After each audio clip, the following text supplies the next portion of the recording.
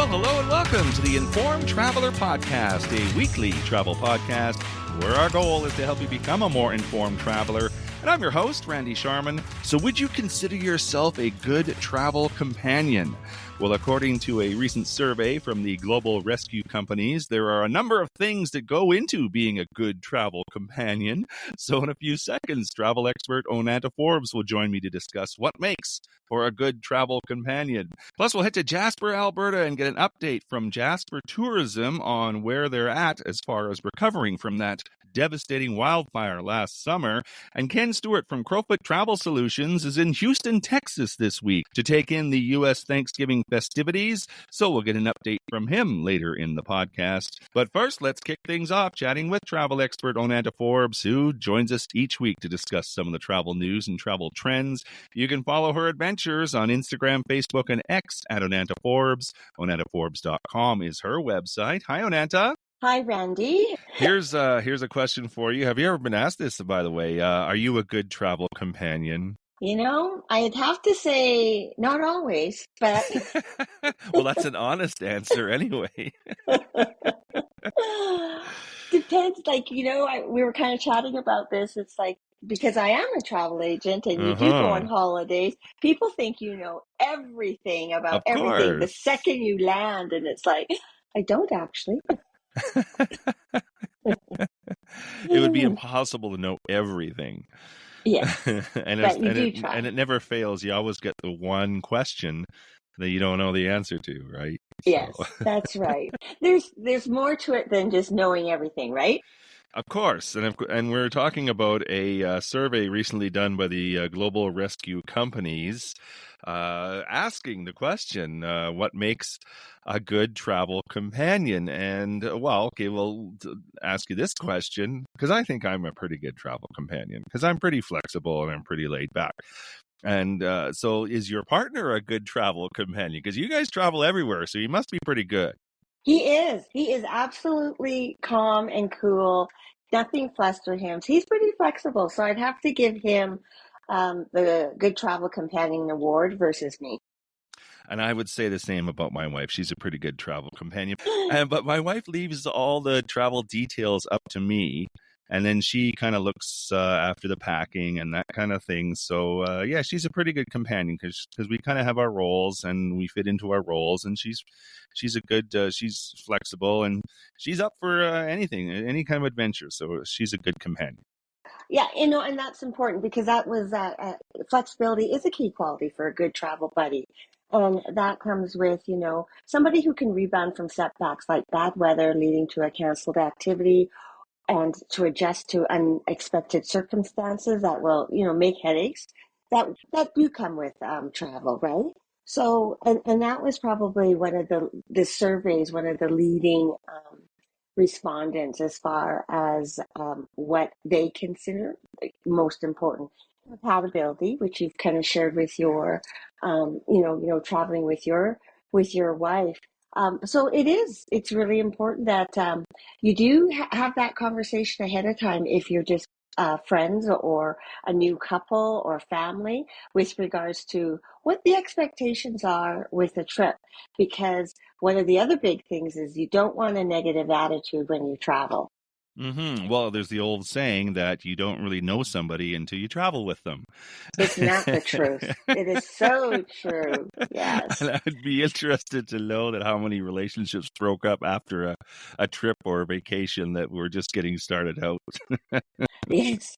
Yeah, that's for sure. And you don't want somebody that frequently complains or exhibits pessimism because that just ruins your trip just before it even starts, right? Mm-hmm. Because you're going on a trip to escape reality, really, at the end of the day.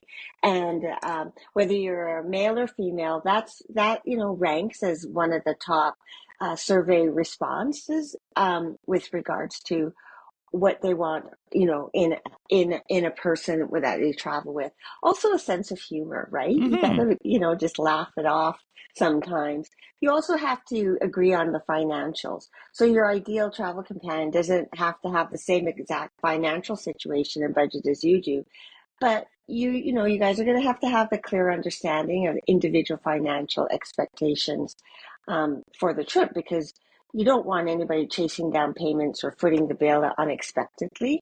So I Hmm. think that's super important as well. You don't want to if you want to figure out the details in advance to prevent drama and chaos in your trip, that's really important. And also, that they have the same goals for the trip as you. Like another sign that you found an ideal travel companion is that you want the same thing out of the trip. So, Hmm. um, you do you want to spend all your time in a city center exploring museums, or do you want to relax at like a rustic outdoor activity and never spend time in the city? Um, you know, some people are really enjoy all inclusives, enjoy the sun, stay on the resort. Others want to explore outside outside and at the destination. And also factoring in some alone time. And I think that's important because you want to decompress and recharge, and an ideal travel companion understands and respects that. So they Hmm. don't mind if you leave them alone for a bit or you change your mind on an activity. Some people just like to read a good book, right? Exactly. And I guess it depends on what kind of a relationship you have with the person you're traveling with. Hmm. Sometimes, well, if it's a spouse or a partner, you kind of know each other's characteristics and quirks versus maybe just traveling with a friend or someone that you travel with maybe once in a while with. So, yeah, the expectations and that was the big thing, like you mentioned, 51% said, having a like-minded sort of attitude of doing the things together or be interested in the same things. But it's interesting some of the other things that come up. The survey found that men and women agree on the characteristics of a travel companion, but they differ on their views regarding alarming traits, things like, as you mentioned, a negative attitude, but recklessness comes up too. I can think of, if you're going, say, on a hike or something like that, some people's idea of a hike may be different than another person's idea of a hike, right? Oh yeah, absolutely. So totally true. And as we age, we're not as mobile, perhaps, as we want to be. So you have to consider what the interests are when you're going to a destination to explore that destination. So absolutely, you do have to have those conversations and such, because you don't want to get hurt on your holidays, but you also want to enjoy your holidays as well, and do something different perhaps than at home, Hmm. because you're in a different environment too, right? With regards to exploring and seeking out different adventures. Exactly. So, I guess to sum it all up, flexibility, open mindedness, good communications, a sense of humor makes a good travel companion. And the things you don't want to have is a poor attitude, recklessness, unreliability. Those are the things that you want to stay away from. So, always good to chat, Onanta. Onanta Forbes is a travel expert. You can follow her adventures on Instagram, Facebook, and X at Onanta Forbes. OnantaForbes.com is her website. Fun chat, Onanta. Thank you. Take care. Have a good week.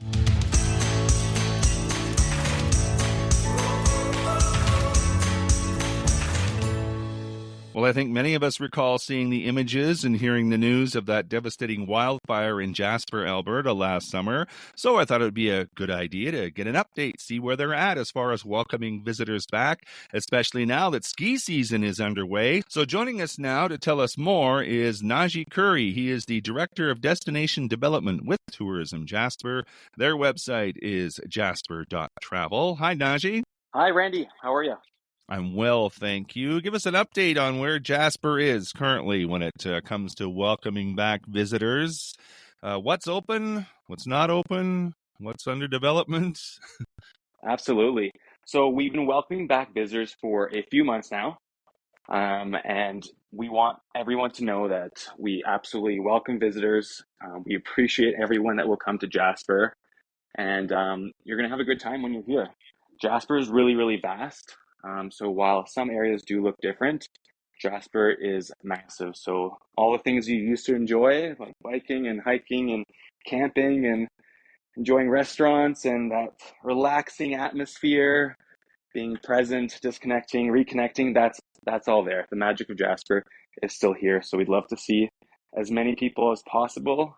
We have seen we've already had a few, like we had our Dark Sky Festival in Mm-hmm. October, a 2-week festival, and we have a run this weekend that sold out now for the second time. So yeah, I know it's great to see people, and it makes a huge difference for Jasper as well. Recovery, anyone that comes will make a positive impact to our social and economic recovery. So can't wait to see you. Mm-hmm. Well, if you've never been to the town of Jasper, would you notice any differences? It's a great question. So the residential area that's impacted, that is not areas that typically visitors would have gone to Mm-hmm. anyways. Yeah. And then around the town, if you look around, of course, some areas do look different. But the note for Jasper is the national park is massive. It's huge. It's the whole park. The fire perimeter is about 3% of the whole national park. So yes, while some areas look different, and some people might be curious to explore those areas, Parks Canada has actually done a great job of opening some hiking trails in the fire perimeter, such as Old Four Point. Mm-hmm. And then there's areas down Moline Lake Road and Columbia Ice Fields that are just this is normal. So everything from that magical, relaxing atmosphere and it's the same. And I would imagine now everything's covered with a blanket of snow. So I always maintain that the wintertime in the mountains is really spectacular, and especially this time of year around Christmas when the town gets all decorated and that kind of thing, right? Yeah, absolutely. It's gonna be a magical time. You're gonna have some light installations around town. Some new things are happening as well. We're gonna have a complimentary wagon ride called the Jasper Pony Express. It's gonna take visitors around the town to enjoy that charm and take in all those awe-inspiring, stunning views. Cool. Well, speaking of snow, that brings up the ski season. So let's talk about anything new at Marmot Basin. I'm assuming it's open and skiers are enjoying the snow. Yeah, great question. So last weekend was their first weekend. It was the opening weekend. They had more open this year for opening weekend compared to previous years, which is amazing. And they're enjoying it. This weekend will be their second weekend. Marmot's a beautiful hill. It's known for its uncrowded mountains, skiing on 5 different mountain faces, 91 runs. If you like skiing, as many people do, they come to Marmot and have a blast. So I haven't personally been up yet. This is the goal for this week, but a lot of people I know have gone up and have had just great things to say. Hmm. Now let's talk about some of the other winter activities too. I mean, if you go on your website, jasper.travel, there's a blog there, 5 unforgettable ways to make an enjoyable winter in Jasper. So there's all kinds of things to do to enjoy, and there's even some tours you can take. So maybe expand on that a bit. Absolutely. From a tour front, there is a number of tours you can enjoy.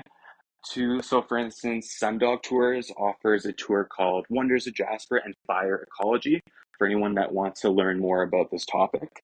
The Jasper Planetarium's open and they run a telescope and a dome experience to learn about the dark sky. There's a number of spas in Jasper that you can enjoy a nice treatment at. The Jasper Food Tour runs.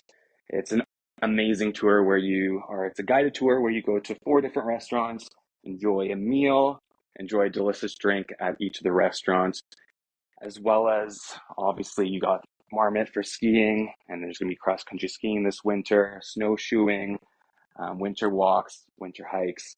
Those are all happening there. And then as we get into winter. So we're going to have daily snowshoeing tours with Sundog as well.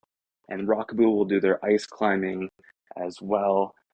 So yeah, lots to do. And then some visitors like to just come and just dine at the restaurants, have a glass of wine, have a good beer, and just take in the scenery. So there's tours and activities and lots of opportunities for adventure if you like. And then there's also just relaxing. It's just a Mm-hmm. good place to just disconnect and get away.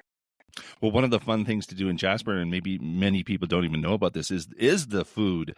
And you can do like the restaurant tours, which is a lot of fun, where you can just stroll around the town, learn a little bit about the town, and enjoy some good food and wine. Exactly. Yeah. Jasper Food Tours is highly, highly recommended. And you get to experience a range of different offerings with a professional that walks you through and some fun storytelling as well. And you learn in the process. And it doesn't stop in after the holidays because you have Jasper in January coming up, which is always a fun event. I had the chance to take in Jasper in January a few years ago. I think that's when we did our food tour, as a matter of fact. So lots of things coming up as far as events that way. And it really is where the whole town comes together, right? It's a very fun, high energy event. You got live music all over the place.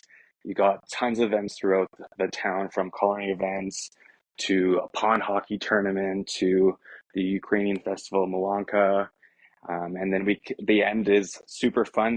We close down one of our major streets, Patricia Street, and we have a big street party with vendors and a live band, and people are dancing, beer garden. So it is a fantastic time. So we're excited to really keep up those things that locals love, visitors love, and look forward to. I'd be curious to know the ratio of international visitors versus even people from Eastern Canada versus Albertans. I know that Albertans have a soft spot in their heart for Jasper, and everybody enjoys it. But do you get a lot of wintertime visitors internationally and other parts of Canada? Do you know? Yeah, absolutely. It's a nice mix for sure. We definitely our Calgarians and the Edmontonians love Jasper. Nice and close for them. But as I shared, there's a whole list of adventures. And Jasper is one of those most stunning places in the world where it's a bucket list item for Canadians. It's a bucket list item for many international visitors. So we get a healthy mix of all of them, which is great to see. Just talking to my visitor experience team, and they mentioned like they've had people from everywhere. Just yesterday, she was saying that lots of internationals were coming through. I think she said Chile, and the second one was, I believe, the UK. So yeah, you get people from everywhere. Nice. Just getting back to Jasper in January for a minute. Do you know the dates on that? Absolutely. So January 10th is the first day, and it goes until January 26th. It's a 3-week festival with events happening daily. And it's a fun times. No matter what weekend or days you pick to go, there's always something going on. And then after that, what any events coming up? February, March? I know we have the Family Day holiday here and that kind of thing. Absolutely. So there's going to be, for instance, like an event in February called Female Hockey Day, where we're going to have a college game, as well as keynote speakers. There's also Pride in April. And then we have Taste of Spring. It's a festival in May. It's a culinary event. And it's paired up with the Mural Festival as well in May. Oh, that'd be fun. Yeah, so there's lots of little festivals happening for visitors. And it's the best place to check is jasper.travel. That's the website. Anything else you want to add? We'd love to see you. And Jasper's really, really vast. If you come to Jasper, one of the spots lately that lots of people are exploring is the Moline Lake Road, and there's been lots of moose on that road lately. So that's kind of an insider tip. And Jasper is beautiful. All the things you want to experience, enjoy, you'll leave feeling refreshed and quite eager to come back. It's funny you mentioned the moose because I remember doing a tour with Sundog Tours, and my wife said to me, she goes, "Yeah, I want to see a moose." And there was lots of moose. So if anybody's wants to get a close up of the moose along that road, that's the tour to take. It's pretty incredible. I've heard lately stories of people seeing 15, 16, 20 like on one day. Like the numbers are it's pretty special. Lots of wildlife in Jasper. Yeah, it's pretty amazing. Naji Curry is the Director of Destination Development for Tourism Jasper, jasper.travel. They're open for visitors. Check out their website, plan your trip, and here's to a good winter, Naji. Thank you for your time. Thank you so much, Randy. Really appreciate the opportunity.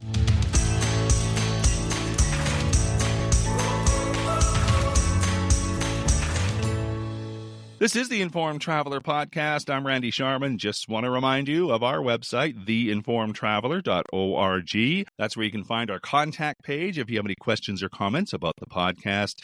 You can also email me, too, with any questions you might have. My email address is randy@theinformedtraveler.org. And if you want to get up-to-date travel info through the week or just see a few amusing travel stories and links, you can like us on Facebook at facebook.com/informedtraveler, on Instagram at Informed Traveler, or on X at Informed Traveler. So now, as always, I'd like to end the show with our weekly roundup. Joining us to do that from Houston, Texas, is Ken Stewart from Crowfoot Travel Solutions. Good day, sir. Hello, everyone, and happy Thanksgiving to any of our American friends listening. We're down here at my wife's sister's house in Houston, so celebrating American Thanksgiving. We had a wonderful dinner yesterday, and I can see why everybody gets a little stressed and excited. We traveled on Wednesday from Calgary, direct flight, which was nice, from Calgary right to Houston on WestJet. My wife was actually in California visiting other family, and she flew through Dallas, and all the airports were extremely busy. But we're traveling with my grandkids, and I have Nexus, so usually I go through that quick line. Because I was traveling with them, and with the one is 17, we had to, just in case we had to show a letter of consent, which you need for anybody traveling with you under 18. We had to go through the general line. It took us like 50 minutes, which to me is extremely long, but apparently talking to a couple of the agents there was not too bad at all. So again, that old story, be at the airport, be there early, especially when you're traveling. Less than an hour.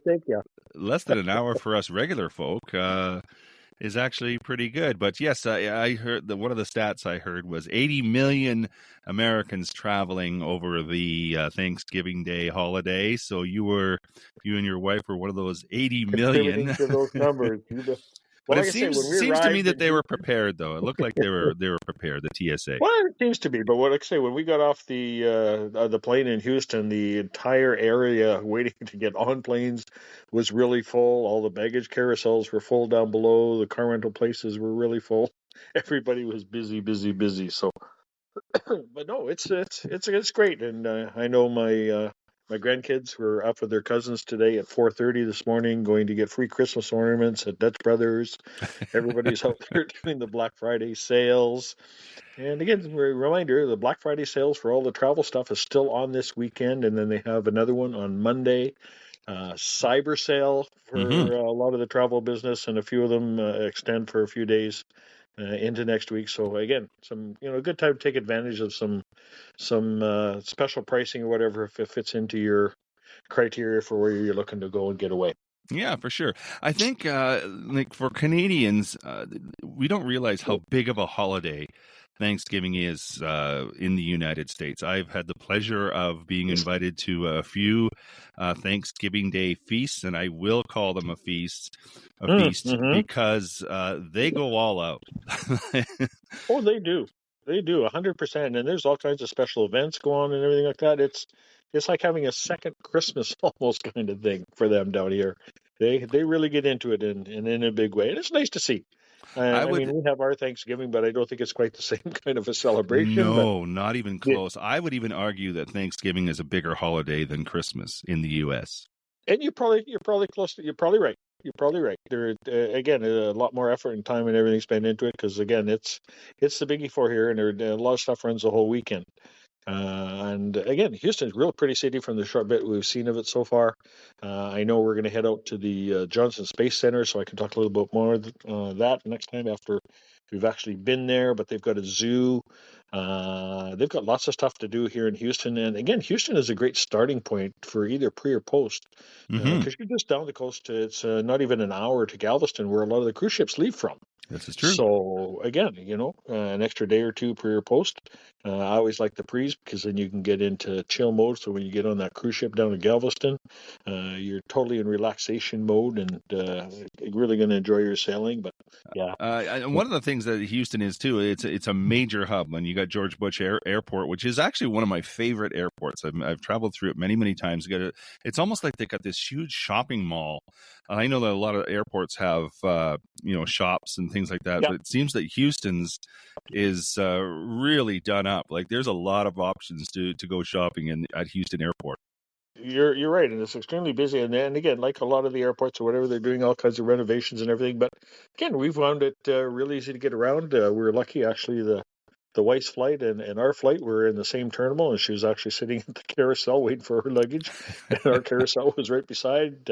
Jumped on the shuttle bus, picked up our rental car, and got out onto the freeways. And yeah, no, it's been a real enjoyable trip, and especially seeing family. It's been a while since we haven't done a lot since pre-COVID. And then after COVID for those couple of years and everything like that. So again, we're really pretty city from what we've seen so far. I'm looking forward to seeing some more of it this weekend. And I think one of the things when you're visiting family, it's different when you're staying at a hotel or something like that. It's like you're immersed into the culture and into what the regular people do day in and day out versus, staying downtown at a hotel or something. Oh, exactly. If we were in a hotel, there's no way I was getting up at 4:30 to go get Christmas ornaments.